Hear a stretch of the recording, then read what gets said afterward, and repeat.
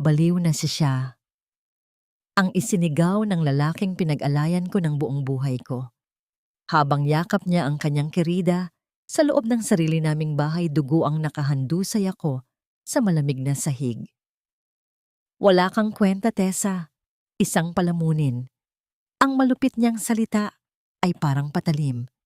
Ngunit ang akala niyang katapusan ko ay simula pa lamang ng aking pagbangon. Paano kung ang babaeng tinawag mong baliw ang mismong dudurog sa perpekto mong mundo? Hindi mo ba naiintindihan? Pabigat ka lang sa buhay ko. Wala kang naging silbi, kundi ang tupiin ang mga damit ko. Ang malamig at matalim na boses ni Mateo ay tila yelong dumampi sa batok ni Teresa. Nakaluhod siya sa sahig ng kanilang marangyang silid, maingat na pinaplansa ang mamahaling itim na suot na isusuot ng kanyang asawa para sa gaganaping parangal bukas ng gabi. Ang kanyang mga kamay ay nanginginig hindi dahil sa pagod, kundi sa bigat ng mga salitang patuloy na dumudurog sa kanyang pagkatao. Walang luhang pumatak mula sa kanyang mga mata. Matagal na siyang naubusan ng luha. Sa halip isang mapait na bikig ang bumara sa kanyang lalamunan habang mariing nakabao ng kanyang mga daliri sa tupi ng tela hanggang sa pumuti ang kanyang mga buko. 10 taon. 10 taon niyang ibinaon sa limot ang sariling pangarap bilang isang interior designer upang maging isang perpektong asawa at taga-suporta sa likod ng tagumpay ng isang tanyag na arkitekto. At ngayon, sa isang iglap, ang lahat ng kanyang sakripisyo ay nauwi sa salitang palamunin. Bago pa man siya makasagot, bumukas ang pinto at iniluwan nito ang kanyang biyena na si Doña Carmen. Ang mga mata nitong mapanmata ay dumapo sa nakaluhod na si Teresa. Wala itong bakas ng awa. Sa halip na sawayin ang sariling anak, sinabihan pa siya nitong dapat siyang magpasalamat dahil inahon siya ng pamilya Alcantara mula sa putik ng kahirapan. Ang mga salita tungkol sa utang na loob ay paulit-ulit na ipinukpok sa kanyang isipan, isang malupit na paalala na sa paningin nila wala siyang karapatang magreklamo dahil binigyan siya ng bubong na masisilungan. Nang umalis ang mag-ina upang salubungin ang mga bisita, sa ibaba, tahimik na inayos ni Teresa ang mga gamit ng kanyang asawa. Habang ipinapagpag niya ang vest ni Mateo, nahagip ng kanyang paningin ang isang mahabang hibla ng buhok na nakapulupot sa butones. Hindi iyon kanya. Ang buhok niya ay hanggang balikat lamang, samantalang ang hiblang ito ay mahaba at ginintuan. Walang pagwawala o pagsigaw na naganap. Sa halip maingat niya itong hinugot at tahimik na binalot sa isang pirasong tissue, itinatago ang kataksilan ng kanyang asawa sa loob ng kanyang bulsa, na tila ba isa itong lihim na pumapatay sa kanya ng unti-unti. Pumunta siya sa opisina ni Mateo upang iligpit ang mga nakakalat na papeles sa ibabaw ng lamesa. Sa ilalim ng isang makapal na folder, isang puting sobre ang nakapukaw ng kanyang atensyon. Nang buksan niya ito, tila huminto ang pag-ikot ng kanyang mundo. Isa itong opisyal na dokumento mula sa isang kilalang pasilidad para sa mga may sakit sa pag-iisip. Nakasulat doon ang kanyang buong pangalan, Teresa Alcantara. Mayroon na itong nakahandang pirma ng isang hindi kilalang doktor, nagpapatunay na siya ay may malubhang karamdaman sa pag-iisip at kailangang dalhin sa ospital sa lalong madaling panahon. Bago pa man niya maunawaan ang buong kalupitan ng kapalarang naghihintay sa kanya, naramdaman niya ang malamig na presensya sa kanyang likuran. Naroon si Mateo. Tahimik nitong isinara ang pintuan at ang mabagal na pag-ikot ng seradura ay nag-iwan ng isang nakakakilabot na katiyakan na siya ay wala ng kawala. Tiningnan siya ng kanyang asawa gamit ang mga matang walang bahid ng pagmamahal o pagsisisi. Nakatakda na, Tessa. Bukas magpapahinga ka na sa bagong bahay mo. Ang tunog ng pag-ipit ng metal sa pintuan ay sumasalamin sa tuluyang pagkakakulong ng kanyang kalayaan. Tila napako ang mga paa ni Teresa sa sahig habang nakatingin sa malamig na mga mata ng kanyang asawa. Hawak niya ang papel na magpapatunay sa napipintong pagtatapos ng kanyang kalayaan. Ano ito, Mati? Bakit may ganito? Nanginginig ang kanyang boses, hindi dahil sa takot, kundi sa umaapaw na kawalan ng katarungan. Isang mapaklang na ngiti ang sumilay sa labi ng lalaki. Lumapit ito nang marahan tila isang ahas na pinagmamasdan ang kanyang biktima. Tingnan mo nga ang sarili mo, Tessa. You are losing your mind. Matagal ka ng praning hindi mo lang matanggap. Ginagawa ko lang kung ano ang makakabuti sa'yo. Ang bawat salita niya ay maingat na pinili upang baliin ang natitirang tiwala ni Teresa sa kanyang sariling katinuan. Ito ang paulit-ulit na lason na ipinapakain sa kanya araw-araw, pilit na pinapaniwala na siya ang may depekto, na siya ang pabigat. Hindi na niya kaya. Ang panlilinlang na ito ay sumasakal na sa kanyang lalamunan. Nakita niya ang kanyang cellphone sa ibabaw ng mesa. Sa isang mabilis na galaw inabot niya ito at mabilis na humakbang palabas ng silid patungo sa itaas ng hagdanan upang tumawag ng tulong. Tatawag ako ng pulis. Sasabihin ko sa lahat ang totoo. Banta niya bakas ang desperasyon sa bawat pantig. Ngunit bago pa man niya mapindot ang screen, dumamba si Mateo. Wala itong ginamit na kamao, hindi siya sinuntok o sinampal. Ang ginawa nito ay isang mabilis marahas at walang awang pagtulak. Ang malakas na puwersa sa kanyang balikat ay nagpatumba sa kanyang balanse. Umatras ang kanyang mga paa sa hangin habang ang kanyang katawan ay bumagsak pababa sa matayog at gawang marmol na hagdanan ng kanilang mansyon. Ang pagkahulog ay tila nangyari ng napakabagal sa kanyang isipan. Bawat paggulong at pagtama ng kanyang katawan sa matigas na semento ay sinabayan ng pagkirot ng kanyang kaluluwa. Isang pamilyar na init at malagkit na likido ang gumapang mula sa kanyang noo, pababa sa kanyang pisngi bago tuluyang nilamon ng kadiliman ang buong paligid. Ang amoy ng matapang na gamot at disinfektante ang unang gumising sa kanyang diwa. Mabigat ang kanyang mga talukap at tila may bumaon na libu-libong karayom sa kanyang sentido nang subukan niyang imulat ang kanyang mga mata. Puti ang kisame. Isang malamig na likido mula sa dextrose ang patuloy na dumadaloy sa kanyang ugat.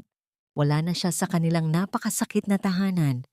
Ngunit ang bahagyang ginhawa ay agad na palitan ng matinding takot nang marinig niya ang isang pamilyar na boses mula sa kabila ng manipis na kortina ng ospital.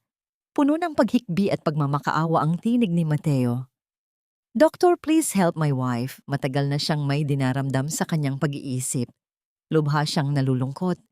Hindi ko akalain na hahantong ito sa ganito. Nasaktan siya matapos mahulog sa hagdan. Ang kasinungalingan ay napakalinis, napakaperpekto. Sa paningin ng mga doktor, siya ay isang huwarang asawa na nawawasak ang puso para sa kanyang baliw na misis. Walang nakakaalam na ang luhang yon ay nagtatago ng isang halimaw. Sa loob ng silid, nanginig ang buong pagkatao ni Teresa.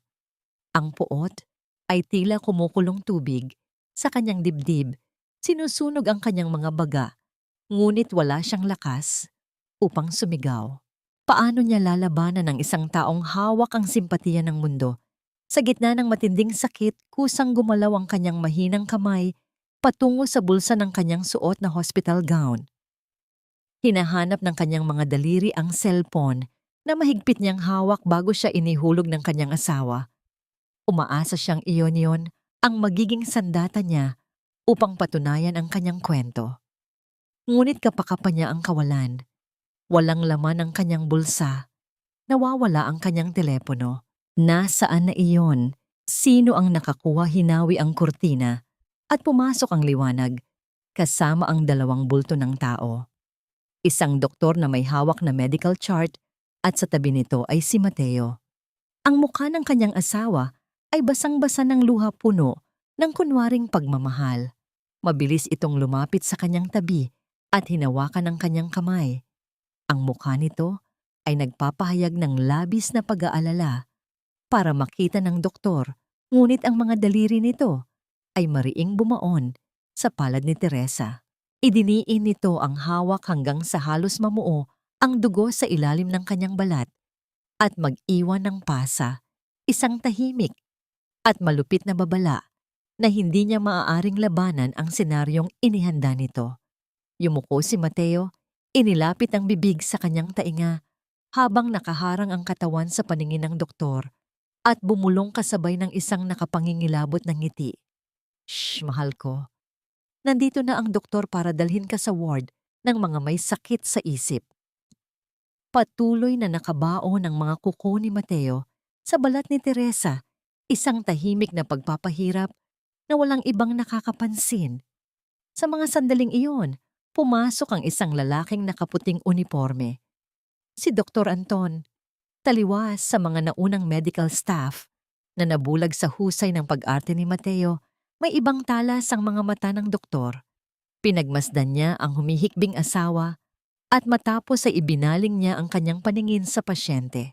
Nakita ni Anton ang takot, ang matinding panginginig, ngunit sa likod ng magugulong buhok at dugo ang noo ni Teresa, nakita niya ang isang pares ng mga matang malinaw at nagmamakaawa. Hindi yun mga mata ng isang taong nawawala sa katinuan. Iyon ay mga mata ng isang nakakulong na ibon na uhaw sa kalayaan. Mula sa kanyang dalang bag, naglabas si Mateo ng isang manipis na folder at pilit na isiningit ang isang ballpen sa nanginginig na palad ni Teresa. Pirmahan mo na ito, mahal, para gumaling ka. Document ito para sa voluntary transfer mo sa mental facility. Malambing ngunit puno ng banta ang kanyang boses. Ang bawat pantig ay tila lason na unti-unting pumapatay sa pag-asa ng kanyang asawa. Mariing umiling si Teresa.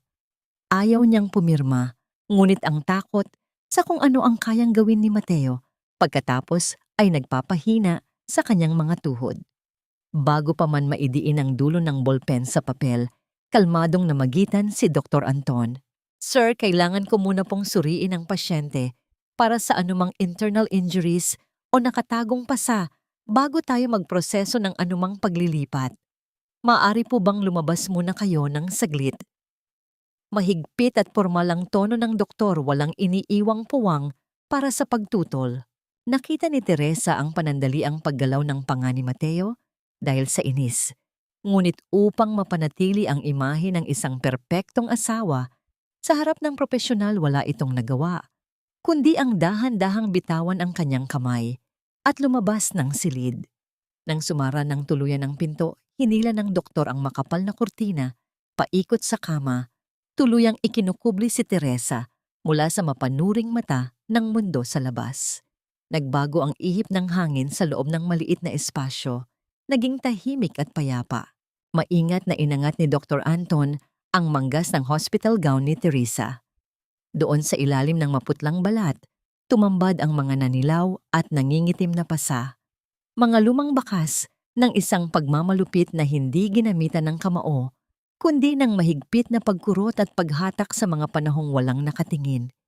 Hindi nagpakita ng awa ang doktor na lalong magpapababa sa tingin ni Teresa sa kanyang sarili. Sa halip tiningnan siya nito ng may buong pag-unawa at pagrespeto. Hindi mo kailangang magsalita. Kung ayaw mo mahinahon at malalim na wika ni Anton, ang bawat salita ay tila isang mainit na yakap sa nanlalamig niyang kaluluwa. Pero alam kong hindi ka baliw. Sa pagkakataon yon, gumuho ang mataas na pader na itinayo ni Teresa sa loob ng isang dekada. Walang hagulgol na lumabas sa kanyang mga labi, tanging ang matinding panginginig ng kanyang mga balikat habang sunod-sunod na nagunahan sa pagtulo ang mainit at nag-iipong luha.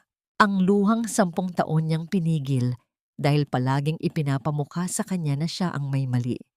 Ngayon, isang estranghero ang nakakita sa kanyang katotohanan. Isang estranghero ang naniwala sa kanya. Upang pakalmahin siya, kumuha si Dr. Anton ng isang basong maligamgam na tubig.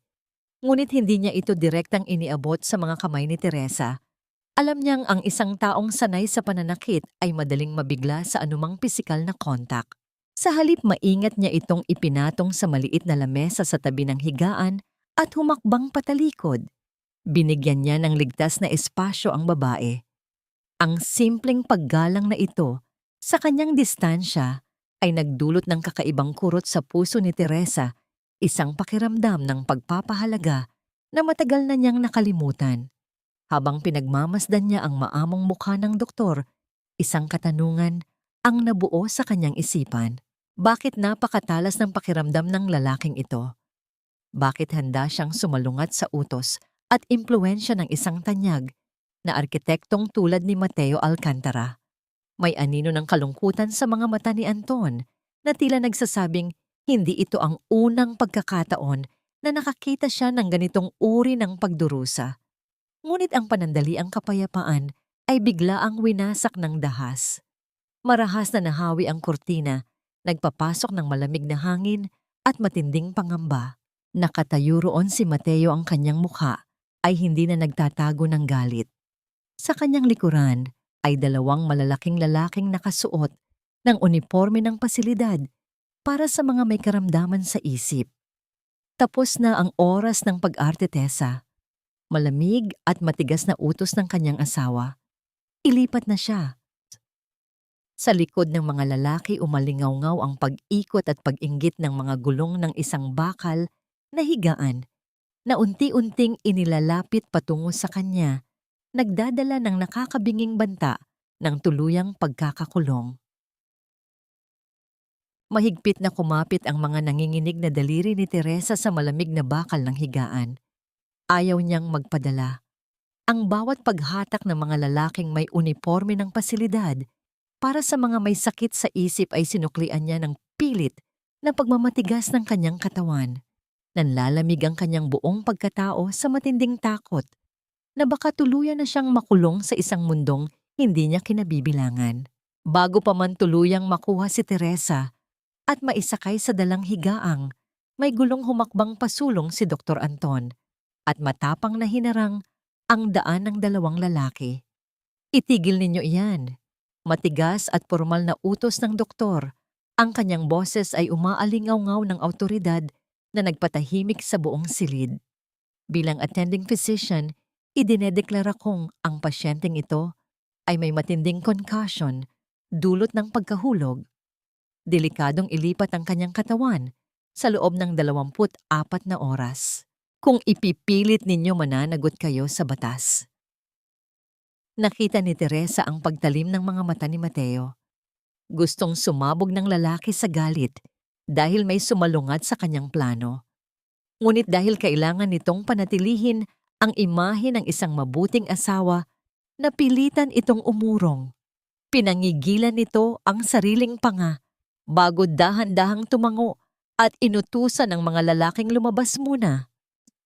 Nang lumalim ang gabi at tuluyan ng nilisan ng kanyang asawa ang ospital, naiwang mag-isa si Teresa sa madilim na kwarto. Sa gitna ng katahimikan muling nagbalik sa kanyang gunita ang mga sandali bago siya mahulog sa hagdan. Tila naging malinaw ang malabong alaala. Nang bantaan niya si Mateo, natatawag siya ng pulis. Napindot ng kanyang nanginginig na hinlalaki ang lalagyan ng voice recorder sa halip na ang numero ng awtoridad, at nang dambahin siya ng kanyang asawa upang mag-agawan sila sa cellphone. Hindi niya ito inilagay sa kanyang bulsa tulad ng inaakala niya. Sa isang iglap ng desperasyon, habang siya ay itulak paatras, naisiksik niya ang cellphone sa malalim na siwang ng upuang sofa sa kanilang sala. Ang ebidensya ng kanyang katinoan at ng kasamaan ni Mateo ay hindi nawala. Naiwan ito sa kanilang mansyon at patuloy na kumukuha ng impormasyon ng mga sandaling iyon. Kinaumagahan bumukas ang pinto ng kanyang silid, ngunit hindi ang doktor ang pumasok. Naroon si Doña Carmen nakatayo, nang tuwid na tila isang reynang nagmamay-ari ng lahat, suot ang kanyang mapagmataas na ngiti. Walang bakas ng pag-aalala sa mukha nito para sa manugang na nag-aagaw buhay sa ospital. Lumapit ang matanda at walang awang ibinuhos ang panibagong lason na wawasak sana sa natitirang pag-asa ni Teresa. Huwag ka nang umasang may babalikan ka pa, Teresa. Ang maliit na lupang minana mo sa mga magulang mong hampas lupa naayos na ni Mateo ang special power of attorney na ikaw mismo ang pumirma bago ka nabaliw. Sa amin na yon, bilang bayad sa lahat ng ginastos namin sa pagbuhay sa'yo, kaya tanggapin mo na ang kapalaran mo sa mental hospital. Matapos bitawan ang malupit na katotohanan, tinalikuran siya ng kanyang biyenan na tila isang basurang hindi na kailangang lingunin. Sa halip na gumuho at umiyak, isang kakaibang init ang gumapang sa dibdib ni Teresa. Pinilit niyang bumangon mula sa pagkakahiga. Habang inaalalayan ang sarili, gamit ang pader, humarap siya sa salamin ng bintana ng ospital. Pinagmasdan niya ang sariling refleksyon. May benda ang kanyang noo, maputla at labis na pagod ang kanyang mukha dulot ng mga pasa. Ngunit ang mga mata niya ay nagbago na. Wala na ang maamong tupa na laging nakayuko at naghihintay ng awa. Ang nakita niya ay mga mata ng isang babaeng namulat sa katotohanan at handang bawiin ang lahat ng ninakaw sa kanya. Isang tanong ang naglaro sa kanyang isipan, saan kaya itinago ng mag-ina ang pekeng dokumentong yon sa loob ng mansyon? Nang bumalik si Dr. Anton upang suriin ang kanyang kalagayan, sinalubong siya ni Teresa ng isang mariing tingin. Wala na ang takot sa kanyang tinig. Hiniling niya sa mahinang boses kung maaari siya nang makahiram ng telepono kahit ilang sandali lamang. Walang pag-aalin lang ang iniabot ng doktor ang kanyang pansariling cellphone, isang tahimik na pagpapakita ng buong tiwala. Nanginginig ang mga daliri ni Teresa nang i-dial niya ang numero ni Manang, ang kaisa-isang matandang kasambahay na palaging nakakaintindi sa kanya sa loob ng mansyon. Manang, parang awa niyo na. Kunin mo ang cellphone ko sa siwang ng sofa bago pa makita ni Mati. Nagmamakaawang bulong ni Teresa nang sagutin ng matanda ang tawag. Ngunit bago pa man makasagot ang kasambahay upang magbigay ng kasiguraduhan, umabot sa kabilang linya ang malakas at sunod-sunod na pagtunog ng kampanilya mula sa labas ng pintuan ng kanilang mansyon na sinusunsundan ng pamilyar at mabigat na yabag ng sapatos ng kanyang asawa. Ang tanging narinig ni Teresa ay ang mabigat at nagkukumahog na paghinga ng matandang kasambahay mula sa kabilang linya. Sa loob ng mansyon, pakiramdam ni Manang ay nakikipagkarera siya sa mismong kamatayan. Ang presensya ni Mateo sa bulwagan ay nagdala ng malamig at nakakasakal na hangin sa kabuuan ng sala. Nagpanggap ang matandang kasambahay na masinop na nagpupunas ng alikabok sa mga mamahaling muebles habang ang kaba sa kanyang dibdib ay nagpapahirap sa kanyang paghinga. Nang maglakad si Mateo patungo sa kusina upang kumuha ng maiinom mabilis, ngunit lubhang maingat na isiniksik ni Manang ang kanyang nanginginig na kamay sa kailaliman ng siwang ng paboritong sofa ng kanyang amo.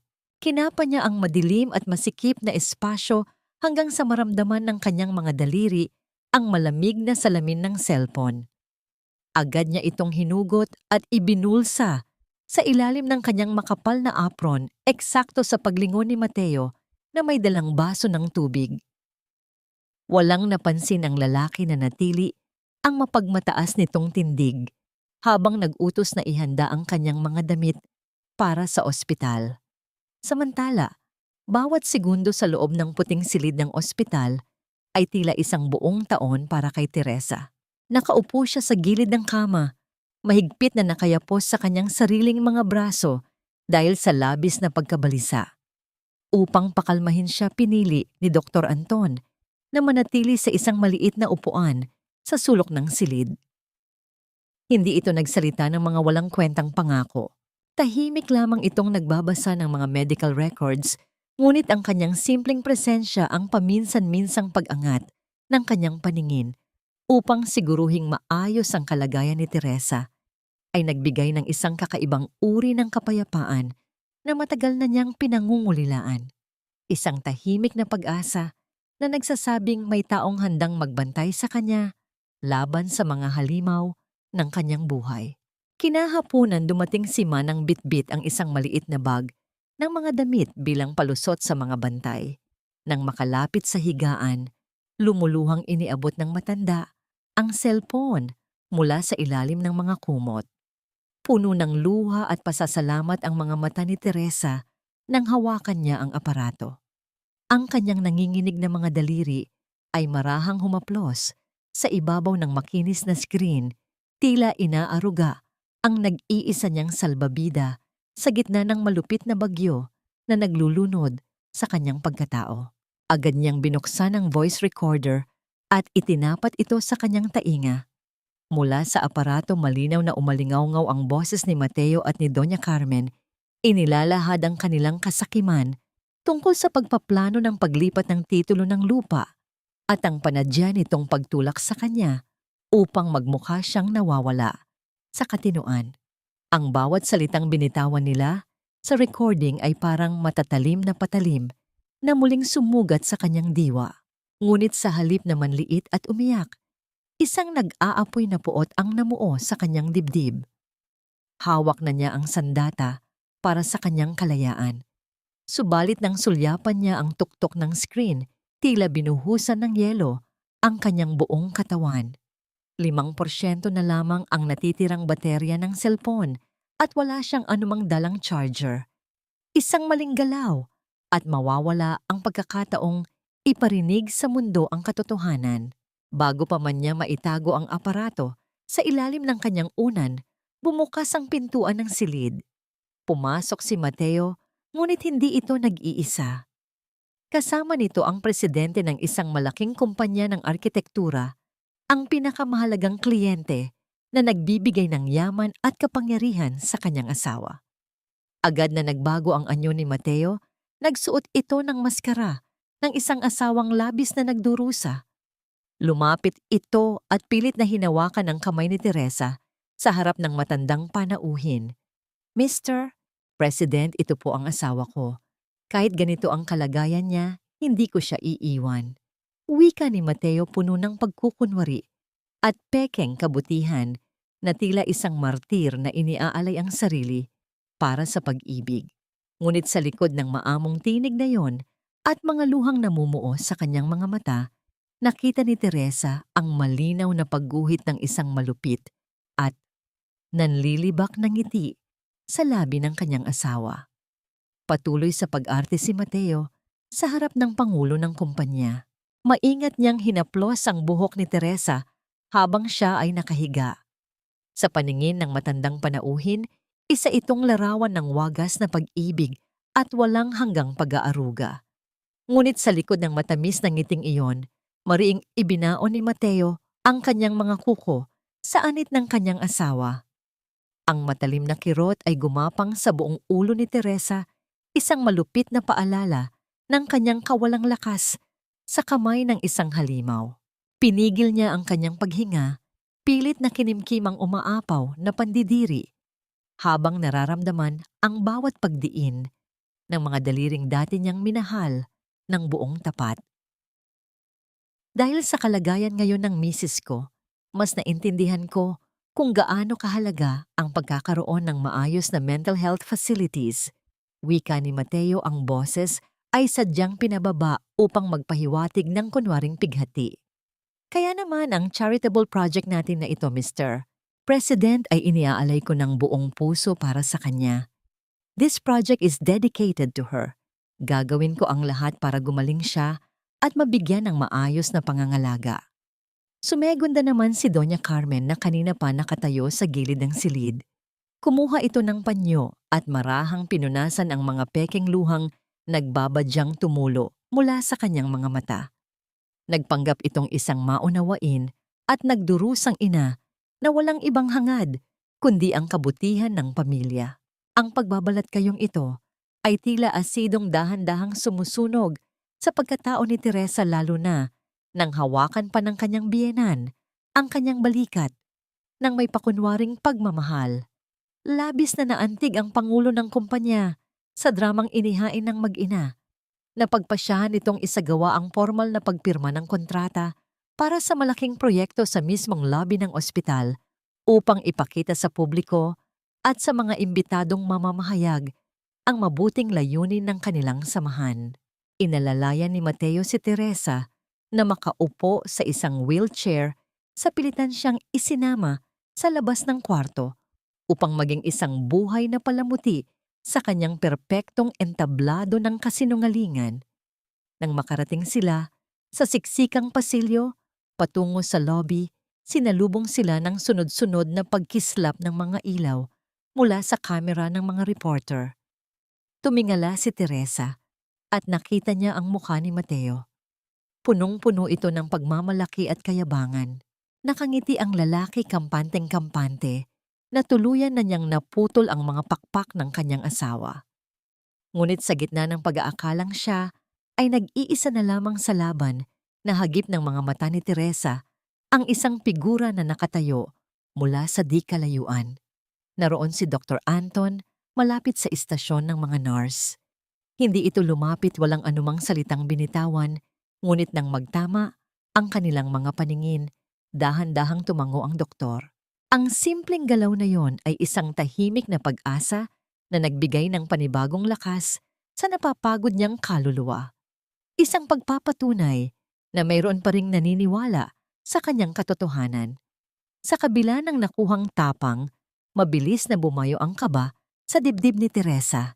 Pilit niyang kinakapa ang kanyang bulsa kung saan nakatago ang cellphone. Alam niyang anumang oras ay maaaring mamatay ang aparato dahil sa labis na kababaan ng baterya. Ang katanungan kung aabot pa ba ang nag-iisa niyang ebidensya bago tuluyang mahuli ang lahat ay patuloy na nagpapahirap sa kanyang isipan, tila isang bombang nag-aabang ng tamang oras para sumabog. Naupo ang pangulo ng kumpanya sa inihandang lamesa sa gitna ng lobby at inabot ang isang mamahaling bolpen mula sa kanyang sekretarya. Ang mga kamera ay nakatutok handang idokumento ang tagumpay ng isang huwad na arkitekto. Dahan-dahang inilapit ng matanda ang dulo ng panulat sa puting papel upang selyuhan ang kasunduan. Ito na ang sandali. Kung hindi siya kikilos habang buhay na siyang makukulong sa kadiliman ng pinalabas nilang pagkabaliw. Sa isang mabilis at marahas na paghawi ng kanyang mga nanginginig na kamay, itinulak ni Teresa ang bakal na bandehado ng mga gamot na nakapatong sa gilid ng mesa. Ang mabigat na pagbagsak ng mga kagamitang medikal at basag na baso sa matigas na sahig ay lumikha ng isang biglaang kaguluhang nagpahinto sa paggalaw ng lahat ng tao sa silid. Bago pa man makapagsalita si Mateo upang patahimikin siya, buong tapang na tumayo si Teresa mula sa inuupo ang wheelchair. Ang kanyang mga nakayapak na paa ay dumampi sa napakalamig na sahig ng ospital, ngunit ang init ng kanyang paninindigan ay hindi kailanman matitinag. Humarap siya sa pangulo ng kumpanya at tinitigan ito ng diretso sa mga mata. Huwag niyo pong pirmahan iyan. Ang bawat salita niya ay naghiwa sa manipis na hangin ng pasilyo, nag-iiwan ng isang mabigat at nakakabinging katahimikan na tuluyang bumalot sa buong paligid. Nawala ang pagkukunwari sa mukha ni Mateo. Ang dating maamong anyo nito ay biglaang napalitan ng isang halimaw na handang manakmal. Mabilis itong humakbang patungo kay Teresa. Ang mga kamay ay nakaumang upang pilit na takpan ang bibig ng kanyang asawa at pigilan ang anumang lalabas na salita. Ngunit bago pa man dumampi ang magaspang nitong palad sa namumutlang mukha ni Teresa, mabilis na humarang ang matipunong katawan ni Dr. Anton. Kasama ang dalawang nurse buong tapang na pinigilan ng doktor, ang nag-aalab na galit ni Mateo, inilalagay ang kanyang sarili bilang matibay na kalasag sa pagitan ng biktima at ng mapang-abusong asawa. Sa gitna ng kaguluhan napansin ni Teresa ang isang maliit na wireless speaker na nakapatong sa mesa ng isang pasyenteng naghihintay malapit sa lobby. Nanginginig ang kanyang mga daliri, ngunit buo ang kanyang pasya. Gamit ang huling 5% ng baterya ng kanyang cellphone, mabilis niyang ikinonekta ang aparato sa speaker. Ang paglapat ng kanyang hinlalaki sa ibabaw ng kumikinang na screen ang naging hudyat ng pagbawi sa kanyang ninakaw na katotohanan. Umaalingaw-ngaw sa buong bulwagan ang malamig malupit at walang awang boses ng kanyang asawa mula sa lihim na pag-uusap nito sa kanilang mansyon. Itulak mo na sa hagdan kung kailangan. Kailangan nating makuha ang lupa niya bago siya ipadala sa mental. Ang mga salitang yon ay parang matatalim na patalim na humiwa sa hangin. Sinundan pa ito ng mapanlait na pag-ayon ng kanyang biyenan na si Doña Carmen mula sa mismong recording. Natigilan ang lahat. Ang pangulo ng kumpanya na kanina lamang ay puno ng simpatiya at kahandaang tumulong ay mabilis na napalitan ng matinding pandidiri. Ang mariing pagkapunit ng makapal na kontrata sa kanyang mga kamay ay sumisimbolo sa tuluyang pagkawasak ng kinabukasan ni Mateo. Itinapon ng matandang panauhin ang mga piraso ng papel sa mismong harapan ni Mateo. Tinawag itong isang basura at walang kwentang tao bago tuluyang tumalikod at naglakad palayo. Sunod-sunod ang pagkislap ng mga maliliwanag na ilaw mula sa mga kamera ng mga mamamahayag. Walang awang idinodokumento ang pagguho ng perpektong imahe ng tanyag na arkitekto. Napaluhod si Mateo sa gitna ng malamig na sahig. Ang kanyang kayabangan, ang kanyang kapangyarihan, ang kanyang imperyo ay gumuho sa loob lamang ng ilang segundo. Pinagmasdan siya ni Teresa mula sa kinatatayuan nito. Walang-walang ngiti ng tagumpay sa kanyang mga labi. Walang pagdiriwang sa kanyang puso kahit nakamit na niya ang hustisya. Ang tanging naramdaman niya ay ang tahimik at mainit na pag-agos ng kanyang mga luha na naglandas sa kanyang mga pisngi. Umiiyak siya, hindi dahil sa awa para sa lalaking nasa sahig, kundi para sa 10 taon ng kanyang kabataan. Pagmamahal at sakripisyong inialay niya sa isang taong hindi kailanman naging totoo sa kanya. Sa kalagitnaan ng matinding kahihiyan, hinanap ng paningin ni Teresa ang kanyang biyenan, ngunit tila isang duwag na anino, mabilis na nakatakas, at naglaho si Doña Carmen nang hindi napapansin ng karamihan. Hindi nagtagal ay dumating ang mga alagad ng batas agad na tumugon sa tawag ng pamunuan ng ospital dahil sa naganap na pandarahas at panlilinlang. Habang sa pilitang isinasama si Mateo ng mga pulis dahil sa natuklasang pagtatangkang manakit sa kanyang asawa, nilingon nito si Teresa. Ang kanyang mga mata ay nanlilisik puno ng puot ng isang mabangis na hayop na nasukol sa sulok at inagawa ng korona. Hindi pa tayo tapos, Tessa. Papatayin kita. Puno ng panggigigil na banta ng kanyang asawa. Ang malamig na paglapat at mahigpit na pagkakasara ng metal na posas sa mga pulso ni Mateo ay nag-iwan ng isang mabigat na katanungan kung tuluyan na nga bang tapos ang kalbaryo ng babaeng minsang ikinulong sa sarili nitong tahanan. Nang formal na makalabas ng ospital si Teresa, sinalubong siya ng malawak at nakakalulang kalawakan ng Maynila. Wala na siyang uuwian.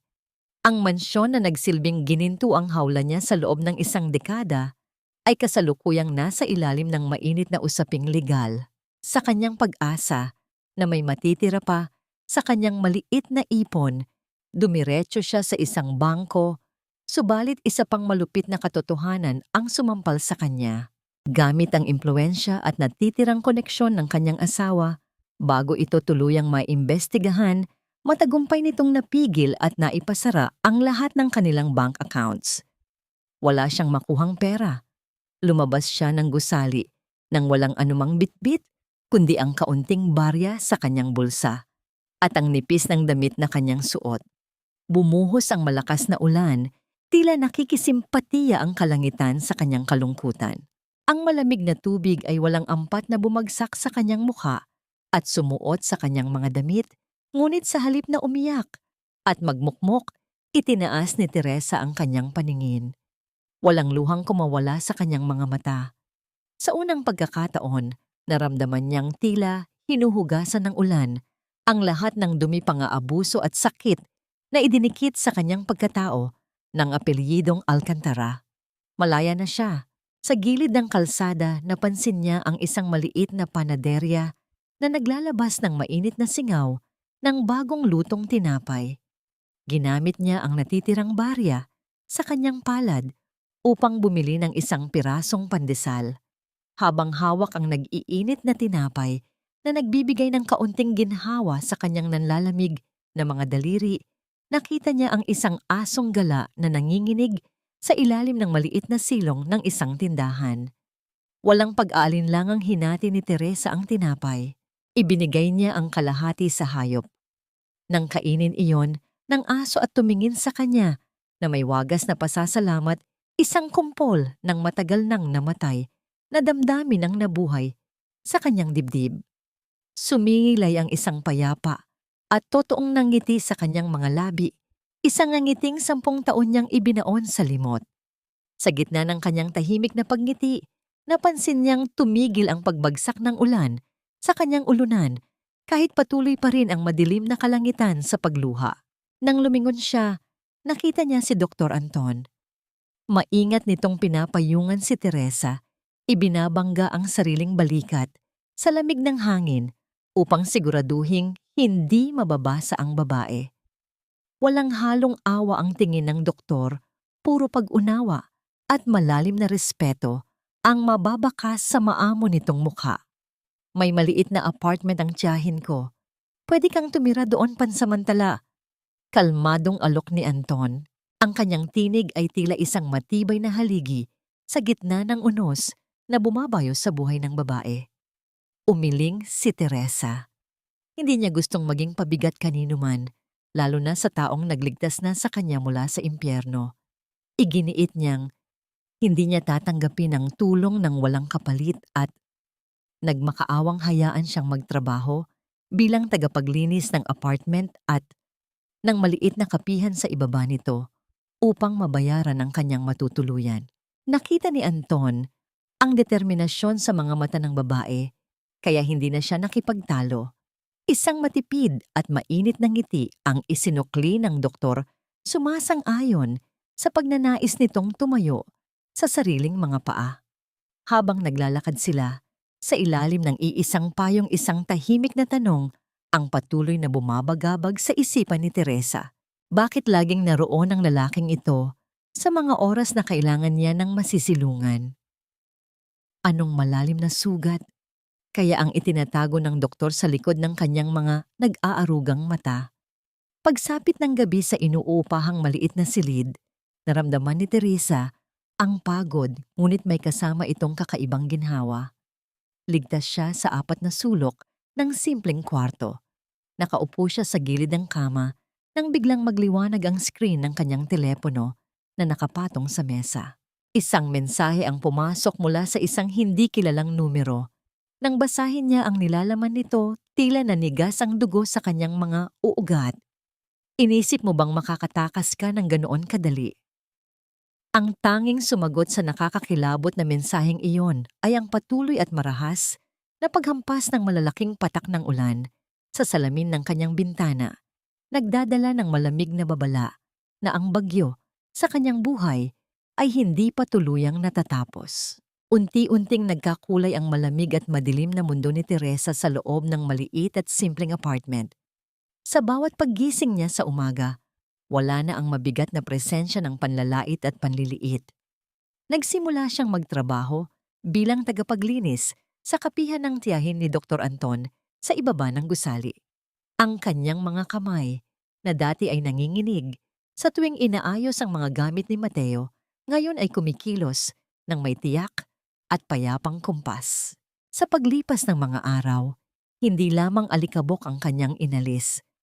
Kusa niyang inayos ang pwesto ng mga silya upang makapasok ang liwanag ng araw, pinalitan ng kulay ng mga kurtina at inilagay ang mga halamang nagbigay ng bagong buhay sa sulok ng silid. Ang kanyang matagal nang ibinaon na talento sa interior design ay dahan-dahang sumisibol na parang isang binhi na muling nakatagpo ng tubig at araw. Laking gulat at tuwa ng tiyahin ni Anton sa pagbabagong dinala ng kamay ni Teresa sa maliit nilang negosyo. Madalas dumaan si Dr. Anton sa kapihan pagkatapos ng kanyang mahabang duty sa ospital. Walang malalaking deklarasyon o magarbong atensyon, tanging isang simpleng pag-upo lamang sa isang sulok habang humihigop ng mainit na kape. Sa tuwing magtatama ang kanilang mga paningin, nagpapalitan sila ng tahimik at magalang na ngiti. Isang hapon pag-alis ng doktor upang bumalik sa ospital, lumapit si Teresa sa lamesang inupuan nito upang maglinis. Sa ilalim ng walang laman na tasa, nakita niya ang isang maliit na ligaw na bulaklak na maingat na ipinatong sa isang nakatuping tissue. Nang buksan niya ito, bumungad ang isang maikling mensaheng nakasulat sa malinis na penmanship. Bagay sa iyo ang kulay ng damit mo ngayon. Walang halong malisya, tanging dalisay na pagpapahalaga. Napangiti si Teresa, isang ngiting umabot hanggang sa kanyang mga mata. Sa kanyang isipan, inihambing niya ang maliit at marupok na bulaklak na ito sa mga mabibigat na kwintas na diamanteng inireregalo sa kanya ni Mateo. Noon, mga mamahaling bagay na isinusuot sa kanyang leeg na tila mga kadenang nagpapaalala kung sino ang nagmamay-ari sa kanya. Ang bulaklak mula kay Anton ay walang bigat, ngunit nagbigay ito ng kalayaang mamulaklak ang kanyang sariling halaga. Ngunit habang natututong ngumiti muli si Teresa sa kabilang dako ng lungsod, ay pilit na bumabangon ng isang halimaw. Pansamantalang nakalaya si Mateo mula sa kulungan, isang naghihintay na misteryo kung sino ang may sapat na yaman at impluwensya upang magbayad ng milyon-milyong piyansa para sa isang taong itinakwil na ng lipunan at ng sariling kumpanya. Nakalubog siya sa alak sa loob ng isang madilim na kwarto ng hotel, sinisisi ang buong mundo at lalong-lalo na ang kanyang asawa sa tuluyang pagkasira ng kanyang ginintuang imperyo. Ang pansamantalang kapayapaan sa kapihan ay marahas na winasak ng isang hindi inaasahang pagdalaw. Bumukas ang pinto ng tindahan at iniluwa nito si Doña Carmen. Suot ang kanyang mga nagkikinangang alahas at hawak ang mamahaling bag na tila ba hindi gumuho ang pangalan ng kanilang pamilya. Sinadya niyang hanapin ang lugar kung saan nagtatrabaho ang kanyang manugang. Tiningnan ng matanda ang kabuuan ng kapihan na may sukdulang pandidiri bago ibinaling ang matatalim na mata kay Teresa na noon ay may hawak na pamunas ng lamesa. Tingnan mo nga naman kung saan ka pinulot. Malakas at mapanlait na panimula ng matanda upang siguraduhing maririnig ng iilang customer na naroon. Ginawa ka naming reyna sa bahay namin, pero mas gusto mo palang maging hampas lupang tagapaglinis ng mesa. Wala kang utang na loob. Sinira mo ang buhay ng anak ko. Habang patuloy na naghuhumiyaw ang biyenan, inangat nito ang kanyang kanang kamay, handang iparamdam ang magaspang at mabigat nitong palad sa pisngi ng babaeng itinuturing nitong basura. Ngunit ang sampal na inaasahang magpapayuko kay Teresa ay hindi kailanman dumating. Sinalo ni Teresa ang pulso ng matanda sa kalagitnaan ng hangin. Mahigpit, matigas, at walang anumang panginginig. Nagulat si Doña Carmen, nanlaki ang mga mata sa pagkabigla dahil sa biglaang lakas na ipinakita ng babaeng dati ay pilit na yumuyuko sa bawat sigaw niya. Hinarap ni Teresa ang biyenan nang may yelong lamig sa kanyang mga mata. Walang luhang namumuo. Tanging ang matapang na paninindigan ng isang taong hindi na magpapagapos. Wala na kayong utang na loob na masusumbat sa akin. Kalmado, ngunit tila may talim ang bawat pantig na binitawan ni Teresa. Binitawan niya ang pulso ng matanda na parang isang maruming bagay. Kayo ang may utang sa buhay ko. Dahil sa matinding gulat, kahihiyan at galit na hindi mailabas, bigla ang namutla ang mukha ni Doña Carmen. Napakapit ang matanda sa sariling dibdib habang nanlalaki ang mga mata. Ang tuhod ay nanghina hanggang sa tuluyan itong napaluhod at bumagsak sa sahig. Ang tanging namayani sa loob ng kapihan ay ang mabigat at garalgal na pag-agaw ng hininga ng matandang babae, isang nakakikilabot na tunog na unti-unting nilulunod ang natitira nitong kayabangan. Ang amoy ng luma at murang disinfektante sa pampublikong ospital ay tila sumasakal sa huling bakas ng dangal ni Doña Carmen. Nakahiga ang matanda sa isang masikip na ward, pinaliligiran ng ingay ng ibang mga pasyente at ang walang katapusang pagdaan ng mga pagod na nurse. Wala ang marangyang kwarto na dati niyang nakasanayan. Wala ang mga katulong na nagkakandara pa sa bawat tawag niya. Ang pinakamasakit sa lahat, Wala ang kanyang anak na si Mateo. Si Mateo na inalayan niya ng lahat ng kanyang kasamaan at pagiging konsentidor ay hindi man lang sumipot upang tingnan ang kalagayan ng kanyang ina. Ang pera ay tuyo na ang impluensya ay naglaho at ang tanging naiwan kay Doña Carmen ay ang malamig na katotohanan ng kanyang pag-iisa. Ito ang tahimik na paghatol ng tadhana, isang uri ng paghihiganti na hindi nangangailangan ng dahas, kundi ng kawalan. Sa kabilang dako nararamdaman ni Teresa ang bigat at gaan ng panulat habang inilalagda ang kanyang pangalan sa mga papeles para sa diborsyo at ang petisyon para bawiin ang titulo ng lupang minana niya sa kanyang mga magulang. Bawat kurit ng tinta sa papel ay tila isang hakbang palayo sa impyernong kanyang kinasadlakan. Sa wakas ang lupang kinuha sa kanya sa pamamagitan ng panlilinlang ay unti-unti nang bumabalik sa kanyang mga kamay. Ngunit ang bawat tagumpay ay may kalakip na pangamba. Alam ni Teresa na ang isang sugatang halimaw na tulad ni Mateo ay hindi basta-basta susuko habang may natitira pang lakas upang mangagat. Hindi nga nagtagal at dumating ang huling alas ng isang desperadong lalaki. Habang naglalakad si Teresa, pauwi isang anino ang humarang sa kanyang daan. Si Mateo. Mukha itong losyang madungis at ang mga mata ay nanlilisik sa puot. Hindi ito gumamit ng pisikal na lakas. Sa halip ay iniharap nito sa kanya ang isang cellphone. Doon ay nakita ni Teresa ang mga litratong kuha sa loob ng kanilang kwarto. Noon mga sandaling dapat ay pribado, ngunit ngayon ay ginagamit na sandata upang hiyain siya. Isang klik lang Teresa at kakalat ito sa buong social media. Bulong ni Mateo ang boses ay tila isang ahas na gumagapang sa kanyang pandinig. Isipin mo ang hiya na idudulot nito sa iyo at sa bagong buhay na itinatayo mo. Iatras mo ang lahat ng demanda o sisiguraduhin kong wala nang titingin sa iyo ng may respeto sa lungsod na ito. Ang konsepto ng hiya, ang takot na mapag-usapan at kutyain ng ibang tao ay tila isang malaking pader na biglang humarang sa dinadaanan ni Teresa. Naramdaman niya ang pamilyar na panliliit ang panginginig ng kanyang mga tuhod at ang tila pagbabalik ng anino ng kanyang nakaraan na pilit siyang hinihila pababa. Tila bumalik siya sa pagiging isang takot na tupa sa harap ng isang lobo. Nang gabing iyon, natagpuan ni Teresa ang sarili na nakaupo sa malamig na semento ng mga baitang ng hagdan sa harap ng apartment. Nakatitig siya sa kawalan nilalamon ng takot at pag-aalinlangan. Doon siya inabutan ni Dr. Anton. Hindi nagtanong ang doktor, hindi nagbigay ng mahabang diskurso kung ano ang dapat gawin. Tahimik lamang itong tumabi sa kanya. Ang init mula sa presensya ni Anton ay nagsilbing panangga sa malamig na hangin ng gabi. Tessa. Mahinahong panimula ni Anton, ang kanyang tinig ay kasing tatag ng isang batong hindi matitinag ng agos. Ang hiya ay para lamang sa mga taong gumagawa ng masama. Wala kang ginawang masama.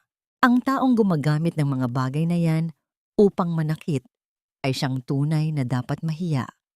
Hindi hinawakan ni Anton ang kanyang kamay, ngunit ang bahagyang pag-angat ng kanyang balikat upang isandal ito sa balikat ni Teresa ay nagbigay ng isang uri ng lakas na hindi kayang ibigay ng anumang sandata. Para itong isang matibay na bundok na nagsasabing, "Dito ka sumandal, hindi ako bibigay." Sa gitna ng katahimikan ng gabi, naramdaman ni Teresa ang dahan-dahang paghupa ng bagyo sa loob ng kanyang dibdib.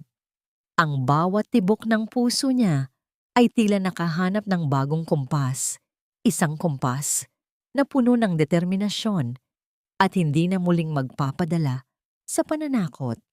Gayunpaman, ang laban ay tila bago pa lamang magsisimula. Kinaumagahan isang opisyal na tauhan ng korte ang kumatok sa kanyang pinto. May iniabot itong puting sobre na may selyo ng hustisya. Nang buksan ito ni Teresa, tila tumigil ang pag-ikot ng kanyang mundo. Hindi lamang basta pananakot ang ginawa ni Mateo. Ginamit nito ang natitirang koneksyon at pera upang baligtarin ang sitwasyon. Isang formal na utos ng korte ang nasa loob. Idinedemanda siya ni Mateo ng kasong libelo at pagnanakaw ng mga dokumento at ari-arian ng kumpanya. Ang bawat salita sa papel ay tila isang panibagong tanikala na pilit na pumupulupot sa kanyang leeg, handang hilahin siya pabalik sa madilim na silid na akala niya ay tuluyan na niyang naiwan.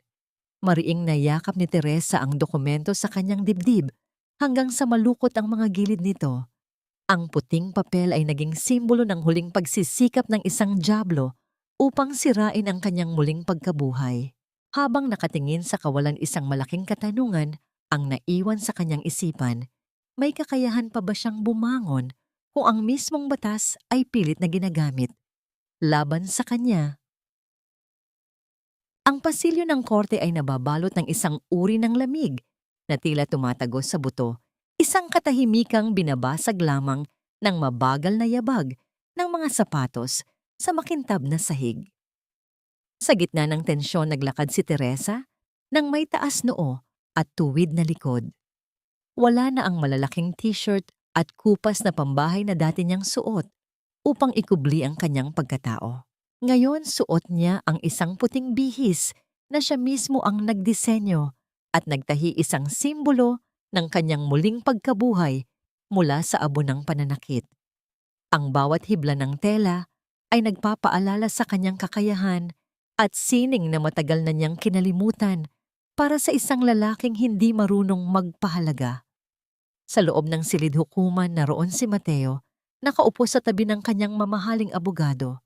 Ang kanyang mukha ay puno ng pagkukunwari, tila isang biktima ng maling paratang. Sa bawat sulyap nito kay Teresa, mababakas ang isang nanlilibak na ngiti, tila sinasabing hawak pa rin niya ang kapalaran ng babaeng dati niyang alipin.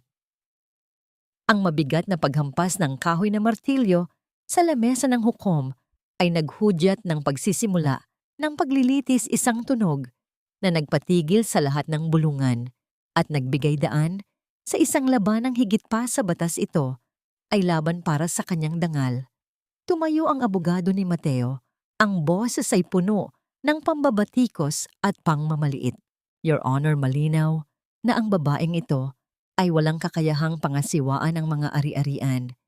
Siya ay isang may bahay lamang na nagmula sa hirap at ayon sa mga medical records, siya ay dumaan sa isang matinding krisis sa pag-iisip. Ang mga paratang niya laban sa aking kliyente ay gawa-gawa lamang ng isang isipang nalilito. Ang bawat salita ay tila isang muling pag-atake, isang pagtatangkang ipahiya si Teresa sa harap ng lahat. Naramdaman ni Teresa ang panlalamig ng kanyang mga kamay, ang mabilis na pagtibok ng kanyang puso na tila gustong kumawala sa kanyang dibdib. Ngunit sa halip na yumuko, huminga ng malalim si Teresa. Tumingin siya sa dako ni Dr. Anton na nakaupo sa hanay ng mga tagapanood. Ang matatag at nagtitiwalang tingin ng doktor ay nagsilbing angkla sa nagdadaluyong na damdamin ng babae. Nang tawagin siya upang tumayo sa witness stand, dahan-dahan siyang humakbang, ang bawat galaw ay puno ng dignidad. Hindi ako baliw. Simula ni Teresa, ang kanyang tinig ay hindi nanginginig, bagkus ay malalim at matatag. Ang tanging naging pagkakamali ko ay ang mahalin ng isang taong ginamit ang aking kahinaan upang busalan ang aking katotohanan.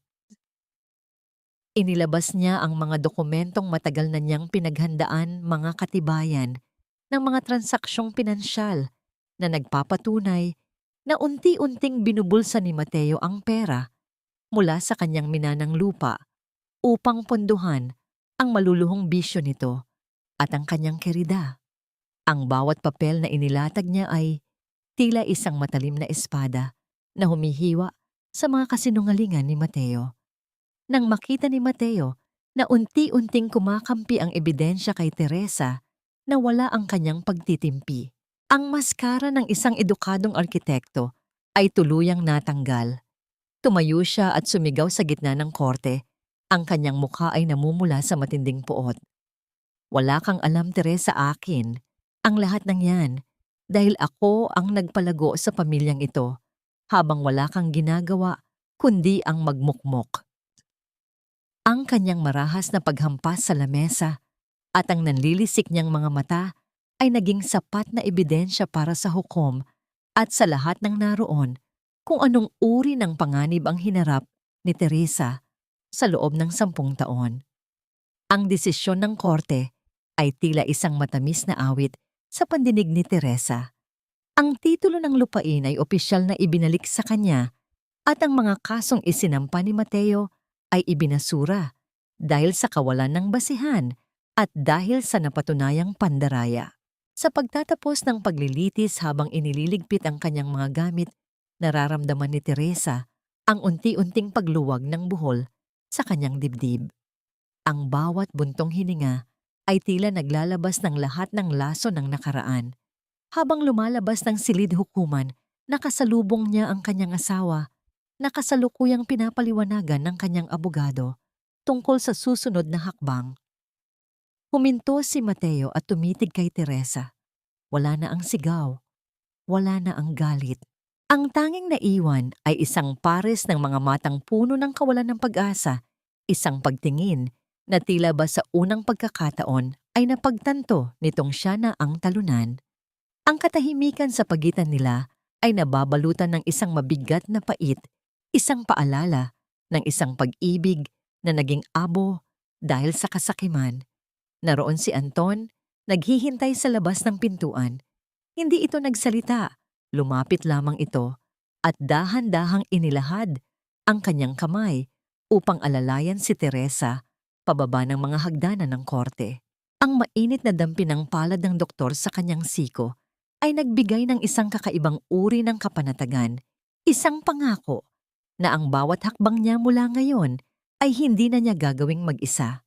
Gayunpaman, sa likod ng kanyang tagumpay, may isang aninong nananatili. Nang lumingon si Teresa sa huling pagkakataon bago pumasok sa sasakyan, nakita niya si Mateo na nakatayo sa tuktok ng hagdanan, nakatitig sa kanya nang may isang ekspresyong hindi niya maipaliwanag. Isang tingin na tila may nais pang sabihin o may nais pang gawin. Ang katanungan kung ito na nga ba ang huling kabanata ng kanilang pagtutuos o ang simula lamang ng isang mas mapanganib na yugto ay nanatiling nakasabit sa malamig na hangin ng hapon. Ang gabing iyon ay nababalot ng isang uri ng katahimikang tila nagbababala, isang mabigat na atmosperang tila pumipigil sa paghinga ng buong paligid.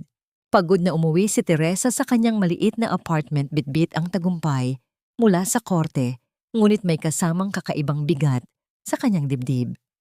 Nang pumasok siya sa silid, hindi siya sinalubong ng liwanag.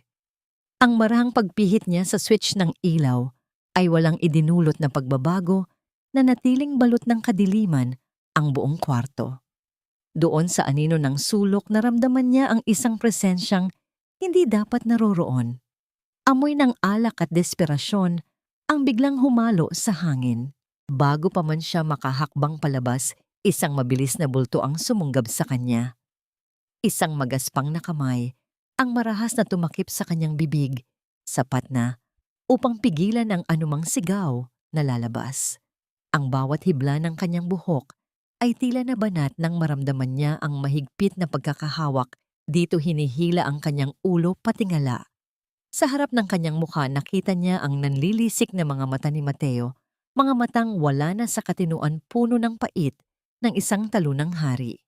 Nakaramdam si Teresa ng isang malamig at matalim na bagay na idiniin sa kanyang leeg. Isang piraso ng basag na bubog na kumikinang sa ilalim ng liwanag ng buwan mula sa bintana. You ruined me. Tessa, sinira mo ang lahat ng pinaghirapan ko. Bulalas ni Mateo ang kanyang boses ay garalgal at puno ng panggigigil. Ang bawat hininga nito na tumatama sa mukha ni Teresa ay amoy ng nabubulok na dangal. Sa gitna ng takot, hindi nagpakita ng kahinaan si Teresa. Sa halip na umiyak, tinitigan niya ang kanyang asawa ng may malamig na katapangan.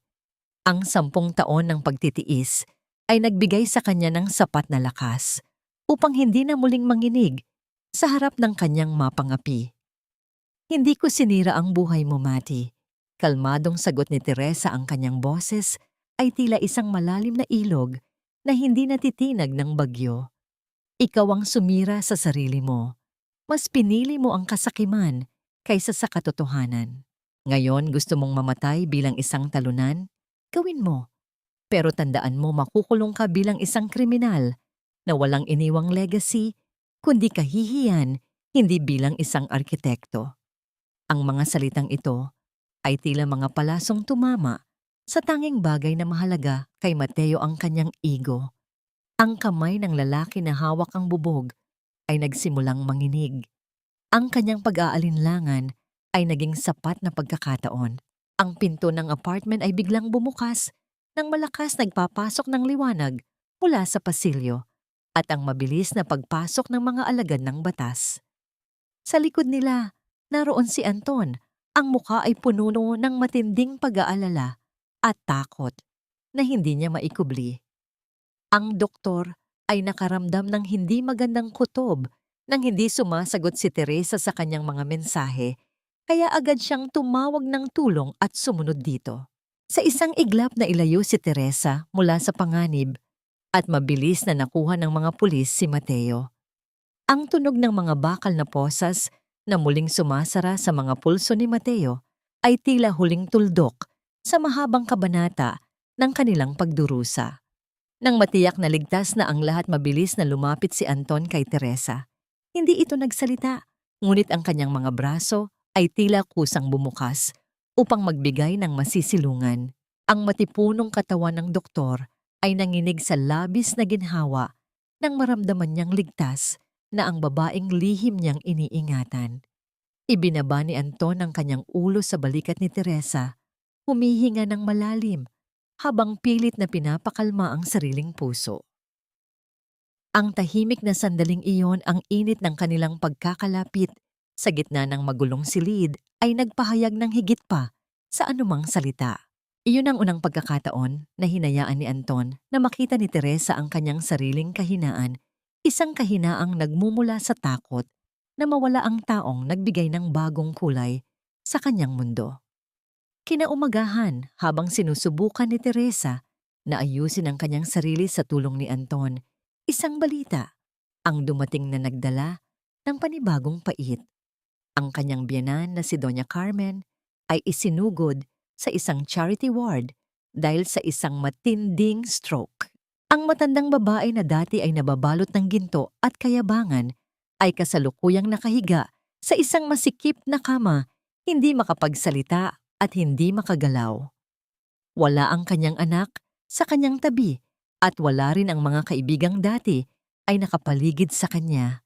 Ang lahat ng kanyang tinanim na kasamaan ay nagbunga ng isang malungkot at madilim na ani. Napatingin si Teresa sa malayo sa abot-tanaw kung saan ang araw ay dahan-dahang sumisikat. Ang hustisya ay nakamit na at ang mga halimaw ay nakakulong na sa kani-kanilang mga impyerno.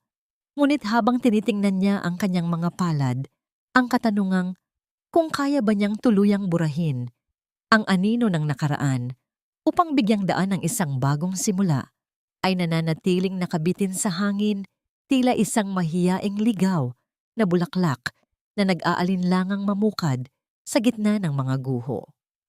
Sa loob ng masikip na charity ward ng isang pampublikong ospital, tumambad kay Teresa ang isang tanawing hindi niya kailanman inakalang mangyayari. Doon sa gitna ng ingay ng ibang mga pasyente at ang walang katapusang pagdaan ng mga nurse, nakahiga si Doña Carmen. Wala na ang mga gintong alahas na dati ay nakapulupot sa kanyang leeg at mga daliri. Ang matandang babaeng dati ay nababalot ng kayabangan ay kasalukuyang nakatitig sa kisame, ang kalahati ng kanyang katawan ay tuluyan ng binalot ng paralysis dahil sa stroke. Sa bawat pagsubok nitong huminga, maririnig ang isang mabigat at garalgal na tunog mula sa kanyang dibdib, isang pagpapatunay ng hirap na kanyang dinaranas sa pag-iisa.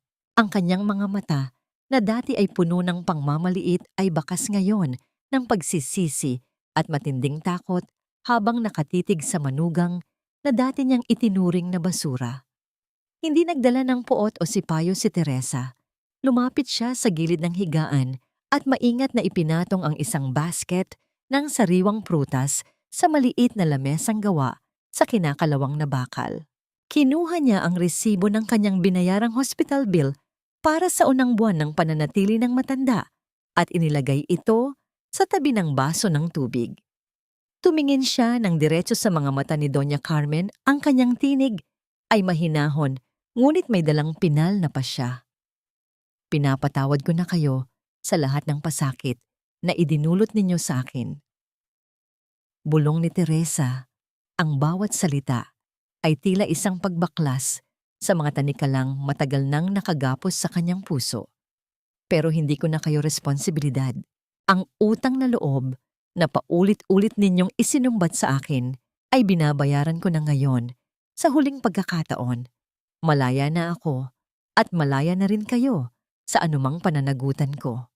Ang dahan-dahang pag-alis ni Teresa sa tabi ng higaan ay nagsilbing huling pamamaalam sa isang madilim na kabanata ng kanyang buhay. Hindi na siya lilingon pa upang maging alipin ng isang obligasyong binuo mula sa takot. Kasabay ng kanyang paglaya mula sa pamilya Alcantara, ang hustisya ng batas ay tuluyan nang bumaba kay Mateo. Ang paglilitis ay nagtapos sa isang hatol na 7 taong pagkabilanggo dahil sa napatunayang pandaraya sa mga dokumento ng lupa at ang tangkang pananakit sa kanyang asawa.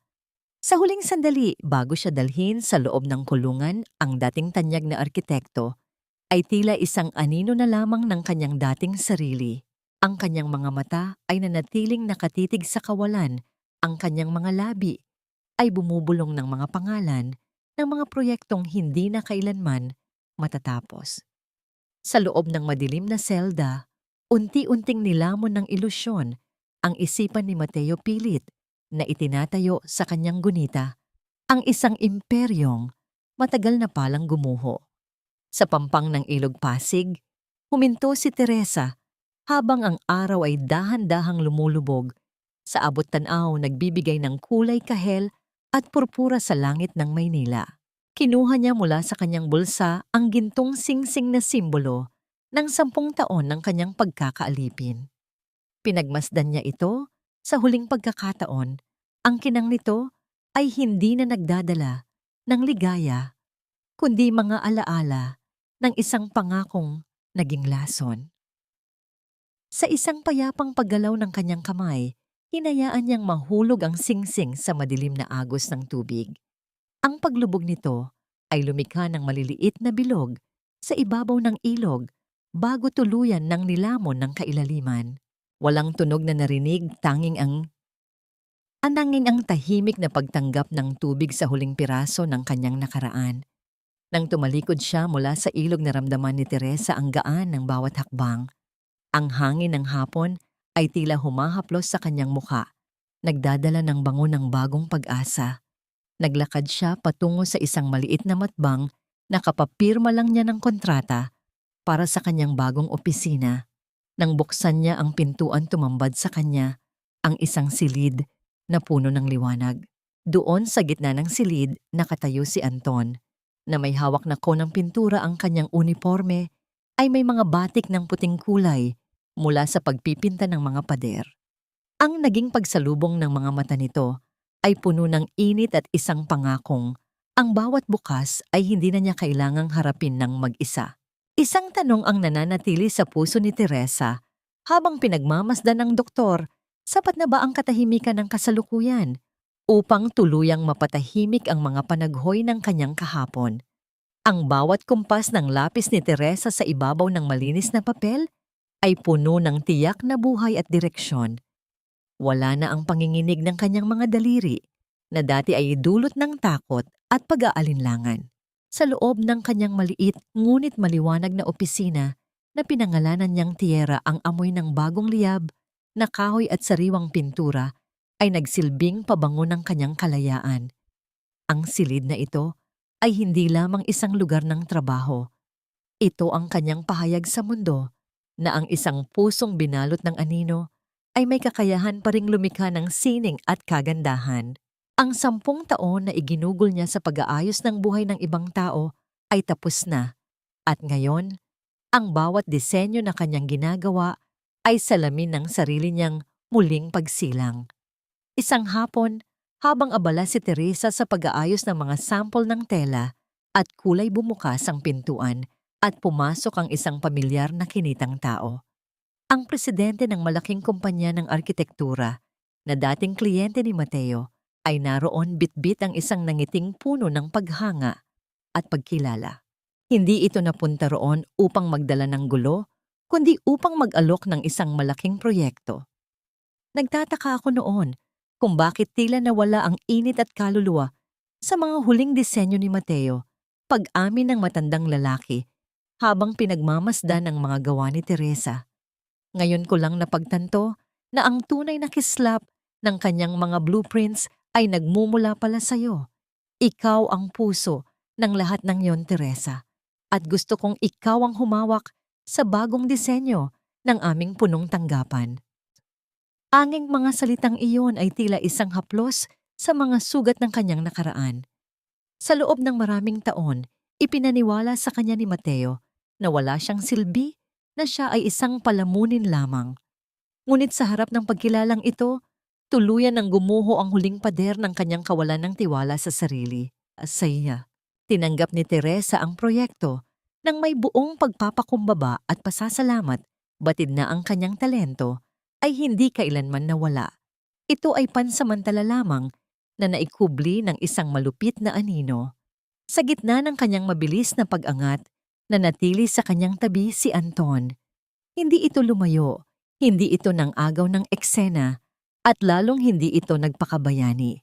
Sa halip, ang doktor ay naging isang tahimik na sandigan.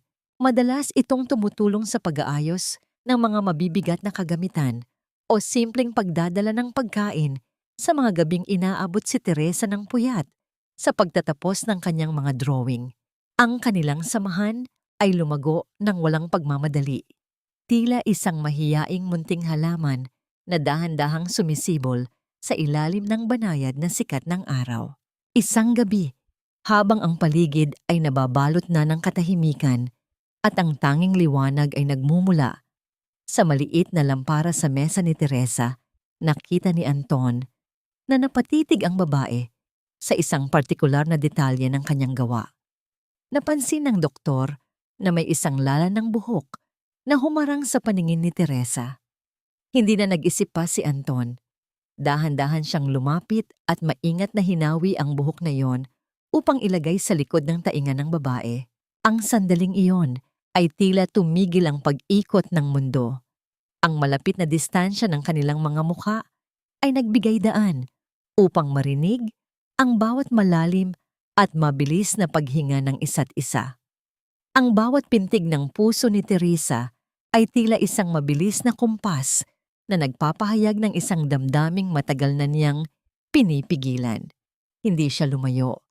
Sa halip, sinalubong niya ang mga mata ni Anton na puno ng katapatan at isang uri ng pag-ibig na hindi kailanman naghangad na umangkin. Ang kilig na naramdaman ni Teresa ay hindi tulad ng isang bagyong nakakatakot, kundi tulad ng isang maligamgam na tubig na dahan-dahang yumayakap sa kanyang buong pagkatao. Dahan-dahang kinuha ni Anton ang kamay ni Teresa. Ang kanyang mga daliri ay marahang sumabit sa mga daliri ng babae. Ramdam ang init ng balat na nagbibigay ng mensahe ng pangako at kapanatagan. Walang binitawang salita tungkol sa pisikal na pagnanasa, tanging ang malalim na koneksyon ng dalawang kaluluwang parehong nagmula sa pagkawasak.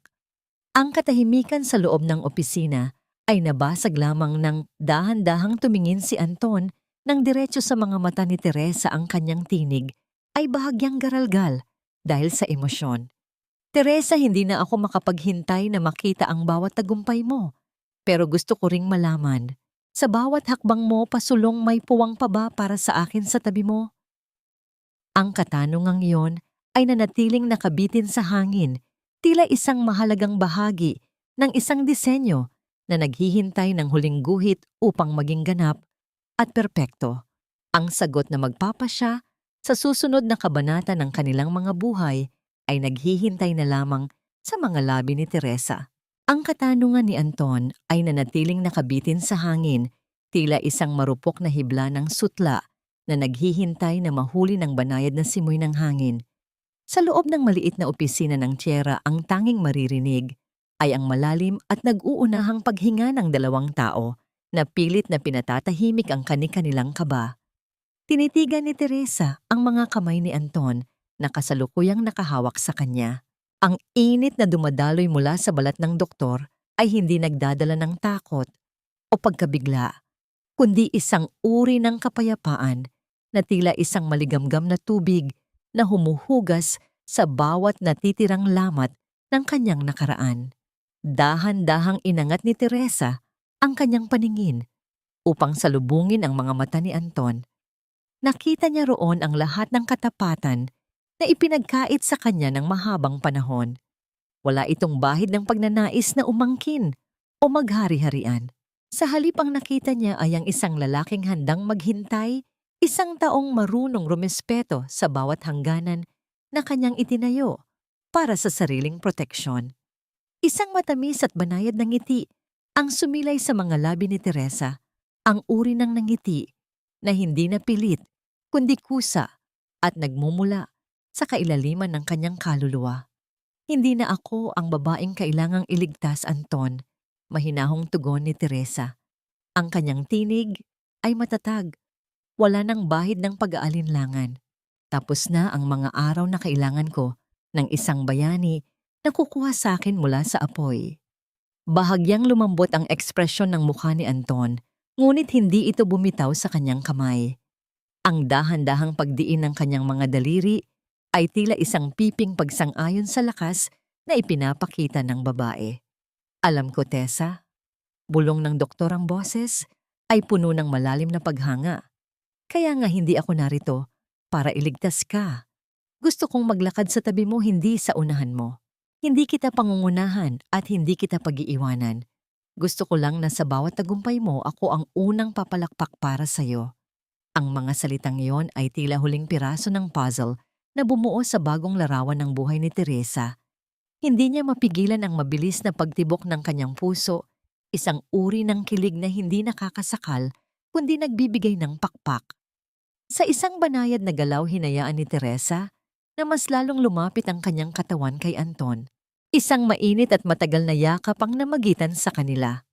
Ibinaba ni Teresa ang kanyang ulo sa balikat ng doktor, nilalanghap ang amoy ng kalinisan at kapanatagan na dala nito. Ang pagyakap ni Anton ay hindi mahigpit na tila ikinukulong siya, kundi maluwag at nagbibigay ng sapat na espasyo upang siya ay makahinga.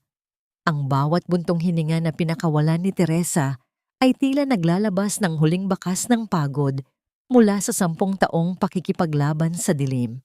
Habang ang araw ay tuluyan ng nagtatago, sa likod ng mga gusali ng Maynila ang loob ng tiyera ay nababalot ng kulay rosas at kahel na liwanag ng dapit hapon. Ang bawat sulok ng opisina na puno ng mga blueprints, sample ng mga tela at mga disenyo ni Teresa ay tila sumasayaw sa ilalim ng banayad na liwanag. Ang kanyang tagumpay ay hindi na lamang isang pangarap. Ito ay isang katotohanang hinawakan niya gamit ang sariling mga kamay. At sa pagkakataong ito, hindi na siya mag-isa sa pagharap sa bawat bagong kabanata. Ang pag-ibig na dumating sa kanya ay hindi na isang tanikala, kundi isang matibay na tulay patungo sa isang kinabukasang malaya at puno ng kulay. Sa ibabaw ng kanyang lamesa, nakatabi ang isang kwadradong frame na naglalaman ng larawan nila ni Anton noong araw na binuksan ang opisina. Doon makikita ang isang Teresa na nakasuot ng simpleng damit. May mantsa ng pintura sa kanyang pisngi, ngunit ang kanyang mga mata ay nagniningning ng higit pa sa anumang mamahaling diamante.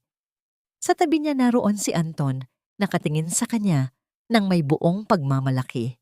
Ang kislap ng liwanag sa kanilang mga mata sa larawan ay isang pangako na kahit gaano pa kadilim ang nagdaang gabi, ang liwanag ng umaga ay palaging darating para sa mga pusong marunong maghintay at lumaban. Naramdaman ni Teresa ang marahang paghaplos ni Anton Sa kanyang likuran isang pagkilos na puno ng pag-aaruga at paggalang. Sa gitna ng katahimikan ng gabi, alam ni Teresa na ang bawat sugat ng kanyang kahapon ay naging bahagi lamang ng disenyo ng kanyang mas matatag na pagkatao. Malaya na siya. Mahal na siya sa paraang palagi niyang ipinagdarasal ng may paggalang, may dignidad at may wagas na katapatan. Ang bawat paghinga ni Teresa ay tila isang pasasalamat sa bawat simoy ng hangin na humahaplos sa kanyang mukha habang nakatayo siya sa balkon ng kanyang bagong opisina. Lumipas na ang panahon ng mga bagyo at ang langit ng kanyang buhay ay nananatiling malinaw at payapa. Sa huling pagkakataon bago niya tuluyang isara ang pinto ng kanyang nakaraan, muli niyang dinalaw ang mga alaala ng mga taong minsang sumira sa kanyang pagkatao. Sa tanong kung napatawad na ba niya si Mateo at ang kanyang biyenan, ang sagot ay hindi isang mabilis na oo kundi isang dahan-dahan at malalim na pag-unawa. Hindi niya pinatawad ang kanilang mga ginawa dahil nararapat silang mapatawad, kundi dahil ayaw na niyang magbitbit ng mabigat na bato sa kanyang dibdib. Ang pagpapatawad ni Teresa ay hindi para sa kanila, kundi para sa sarili niyang katahimikan. Ang pait na dati ay gumagapang sa kanyang mga ugat ay napalitan na ng isang uri ng pagpapakumbaba, ang pagtanggap na ang lahat ng sakit ay naging bahagi lamang ng disenyo upang siya ay maging mas matatag. Ngayon pa si Mateo ay nananatiling isang anino sa loob ng madilim na selda at si Doña Carmen ay isang piping saksi sa sarili nitong kalungkutan. Sila ay mga bahagi na lamang ng isang kwentong tapos na at wala na silang kapangyarihang saktan pa siya. Ang kapayapaan na tinatamasa ni Teresa ngayon ay hindi lamang ang kawalan ng gulo, kundi ang pagkakaroon ng layunin at pagpapahalaga sa sarili. Ang bawat umaga niya ay puno ng sigla, habang pinangungunahan ng tiyera ang kumpanyang naging simbolo ng kanyang kakayahan. Ang kanyang mga disenyo ay hindi na lamang basta mga guhit sa papel. Ang mga ito ay mga tahanang nagbibigay ng inspirasyon sa iba. At sa tabi niya nananatiling tapat si Anton. Ang kanilang pag-ibig ay hindi isang madamdaming teleserye na puno ng giyera, kundi isang banayad na kumpas ng musika na nagbibigay ng kapanatagan sa bawat gabi. Ang pag-ibig ni Anton ang nagturo sa kanya na ang tunay na katuwang ay hindi ang taong kukuha sa iyo sa dilim, kundi ang taong hahawak sa kamay mo habang pareho ninyong binabagtas ang liwanag. Sa huling bahagi ng kanyang paglalakbay, isang mahalagang aral ang nais iwan ni Teresa sa bawat pusong kasalukuyang nakikinig at nakikipaglaban din sa sarili nilang mga anino. Ang tunay na halaga ng isang babae ay hindi kailanman nasusukat sa kung gaano kahaba ang kanyang pagtitiis sa maling tao. Ang pagiging martir ay hindi isang parangal at ang pananahimik sa gitna ng pang-aabuso ay hindi isang birtud. Ang halaga mo ay nasusukat sa tapang mong buksan ang pintuan ng iyong sariling bilangguan at piliin ang iyong sarili. Hindi kailanman huli ang lahat upang muling bumangon at ang bawat sugat na iniwan ng nakaraan ay hindi kapintasan kundi mga marka ng iyong pagkapanalo. Dahan-dahang pumasok si Teresa sa loob ng kanyang opisina at hinarap ang isang bagong blueprint na naghihintay ng kanyang kumpas. Habang dahan-dahang lumulubog ang araw, ang tanging maririnig ay ang marahang pagaspas ng mga pahina ng papel at ang mahinang pagpindot ng kanyang panulat, mga tunog ng isang buhay na matagumpay na naidisenyo muli. Ang bawat guhit ay puno ng pag-asa at ang bawat kanto ay nababalot ng liwanag. Wala na ang takot, wala na ang anino. Ang natitira na lamang ay ang isang babaeng malaya, mahal at buo.